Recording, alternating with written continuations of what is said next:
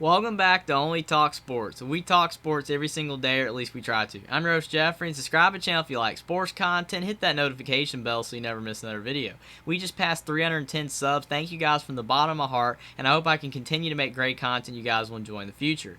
Now, late on Saturday night in college basketball, there's a game between the two top teams in the West Coast Conference, with the Gonzaga Bulldogs traveling on the road to the St. Mary's Gales. Who do I think is going to win this basketball game? Let's break it down. Now, Gonzaga is 18-4 at 7-1 in the West Coast Conference this season, and Mark Few has done a fantastic job throughout his tenure as the Gonzaga head coach. He's been their head coach for over 20 years, and he's gotten Gonzaga to heights they never thought they would reach as a program, and he's had them at elite status for the last few years. But this year, Gonzaga's taken a bit of a step back, even though they're still having a really solid season and they're ranked in the top 15. Now, some of Gonzaga's biggest results this season, they lost to Texas 93-74. That was a tough loss. But then they beat Kentucky 88-72, and that was a good win. Then they lost to Purdue 84-66. That was a really tough loss as well, because Gonzaga beat Xavier 88-84, and that was a really great win. Xavier's been one of the best teams in the Big East this year.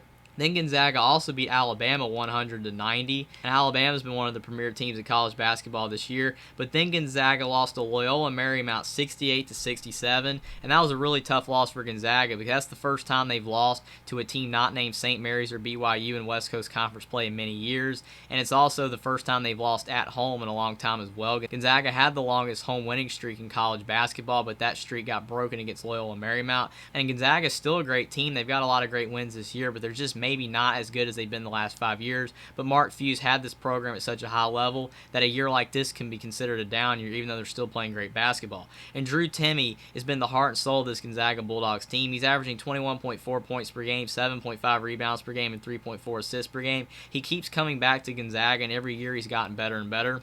And this year's been his best yet. Even when Gonzaga not having elite guard play this year, he is still playing at a high level, and he is definitely keeping Gonzaga one of the best teams in college basketball. Julian Strawther's averaging 14.7 points per game and 7 rebounds per game. He's a really solid player as well, and he's taken a big leap from where he was last year. He's a really good three-point shooter for his size, and he has a really good shot to go to the NBA after this year. Rasir Bolton is averaging 10.5 points per game, 1.8 rebounds per game, and 2.6 assists per game. He's been the best scoring guard for Gonzaga this year. He is a bit inconsistent, but he has had a solid season. But Gonzaga's going to need better guard play if they're going to start winning some more big games later on down the road. Anton Watson's averaging 10.5 points per game, 5.7 rebounds per game, and 2.1 assists per game. He's a really solid forward for Gonzaga. And Malachi Smith's averaging 8.5 points per game, 3.4 rebounds per game, and 1.3 assists per game. He's playing pretty well for Gonzaga this year, and Gonzaga also has other players like Nolan Hickman and Hunter Salas. They're both solid guards for Gonzaga, but all of Gonzaga's guards are going to have to step up if Gonzaga is going to reach that elite level once again. And Gonzaga's averaging 86.3 points per game on offense, and they're giving up 73.4 points per game. Gonzaga's defense is not bad this year, but their defense is not as good as it's been in years past. Gonzaga's still playing really good on offense, but their guard play has been a weakness, something they haven't had any issues with the past few years. But Gonzaga's playing pretty well on both sides of the ball, but they do need improvements on both ends of the floor if they're going to reach their highest potential. Now, on the St. Mary's side, they're 19-4 at 8-0 in the West Coast Conference this year, and Randy Bennett has been a fantastic coach for St. Mary's throughout his tenure. He's been at the Gales for many years, and usually St. Mary's is either the second or third team in the West Coast Conference, but for once while playing Gonzaga, they are the top team in the West Coast Conference. Since Gonzaga lost to Loyola Marymount, they are the only undefeated team in conference play, and if they can get this big win over Gonzaga, then they have a really good shot to win the West Coast Conference for the first time in many years since Gonzaga's taken over the conference. And Randy Bennett, throughout his tenure at St. Mary's, has always been able to win more games with less talent. In some of St. Mary's biggest results this year, they beat Vanderbilt 75-65. That was a really good win. But then they lost to Washington 68-64. That was a tough loss.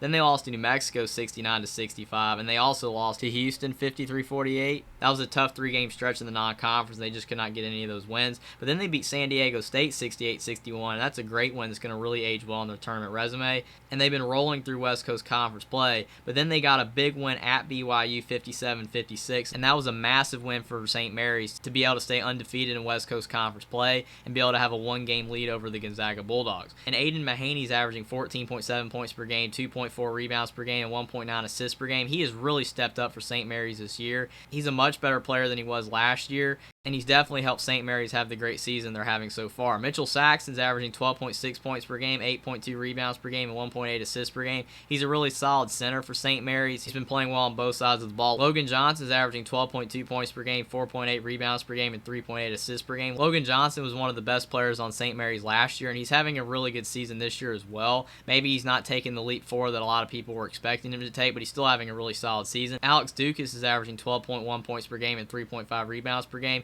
He's a really solid guard for St. Mary's. And Kyle Bowen's averaging 6 points per game, 7.7 rebounds per game, and 2 assists per game. He's a really solid player overall for St. Mary's. And St. Mary's has other role players that have helped out their team this year as well. And St. Mary's is scoring 71.4 points per game this year on offense, and on defense, they're only giving up 57.1 points per game. St. Mary's has been able to win so many big games throughout Randy Bennett's tenure with great defense, but this year their defense is even better than it usually is. Their offense has been pretty solid, but the reason why St. Mary's is able to win a lot of games with less talent than other teams do is because they defend at a high level, and they play with so much heart and hustle, and that's the reason that St. Mary's is having such a great season. So who do I think is going to win this West Coast Conference battle? Gonzaga is the more talented team. Every year, Mark Few is able to bring in talented players to the Gonzaga Bulldogs, and this year's no exception. They still have Drew Timme, and he's one of the best players in college basketball. Julian Strawther, he's taken a big leap. Gonzaga has other players that are really talented that just haven't really broken out yet, but all it takes is one big game for them to start playing better. And if Gonzaga's talent can play to its highest potential in this game, then they can go on the road and win at St. Mary's. And St. Mary's has a great home crowd, and it's going to be really tough for Gonzaga to go on the road and win at St. Mary's. They've lost plenty of times on the road at BYU and at St. Mary's in the past when Gonzaga had even more talent than it does this year. And Gonzaga still does have a lot of talent, but they're just not playing as well on both sides of the ball this year. They already have a loss to Loyola Marymount, but that could fuel Gonzaga to want to get this win at St. Mary's to be able to take back control of the West Coast Conference. But Randy Bennett's such a solid coach. He's always been able to win more with less talent, and St. Mary's defends at such a high level, and Gonzaga's offense, even though it's still really solid, has not been scoring as many points and been as dominant West Coast Conference play as they've been in the past. I think St. Mary's defense is really going to be able to slow down their offense, and I think St. Mary's, fueled by the home crowd, is going to play really hard on offense to be able to put up enough points, and I think that St. Mary's defense will be able to slow down Gonzaga to keep it a lower scoring game than normal. I think that St. Mary's is going to beat Gonzaga 75-72. I think this is going to be a really close game. I think Gonzaga can go on the road and get this win at St. Mary's to take back the lead in the West Coast Conference. I think that Mark Few, he's such a great coach, and he has a lot of great players, but Gonzaga's not playing at as high of a level this year, but they still have the potential to do great things this year, and they have still had a great season. They've just had some tough performances at times this year, and I think for St. Mary's, their defensive identity is going to help put them over the top, and I think that St. Mary's offense, even though they do struggle to put up points at times, I think they're going to be able to score enough on Gonzaga's defense, who hasn't actually defended at as high of a level as they have in the past. And I think that St. Mary's defense will be able to keep this a lower scoring game than usual. And I think that St. Mary's is going to beat Gonzaga 75-72 in this West Coast Conference battle. Subscribe to the channel if you like sports content. Like this video down below. Comment down below whether you think Gonzaga or St. Mary's is going to win this game and why. And I will see you next time.